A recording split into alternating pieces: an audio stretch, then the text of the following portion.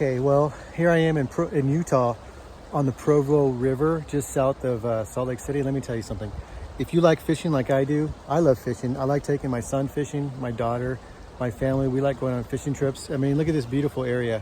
And one of the things that I like to use is a credit card. I have a good credit card that has good bonus points, good rewards. And if you're struggling with getting a good credit card because of your credit score or your credit profile, give me a call and look me up. I can help you get through those barriers, because a lot of us like to take our family out on vacations such as this and go fishing in a place like this. Maybe you're not a fisherman, maybe you just like doing other family activities, but you need a good credit card to get you on your way, because things cost money, you know, fishing poles, chairs, the bait, the hooks, the net, your camping chairs, your travel expenses, your gas to get to wherever you need to go. Maybe you're flying to a location that you don't really normally go to, and you need a good credit card to help you on your way. And if you're struggling with getting one of those good credit cards because of your credit score, look me up below.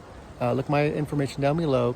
Give me a call, let me know, and I can help you get a better credit score, a better credit profile, so that you can obtain a really good credit card that can get you to those family adventures. Thank you.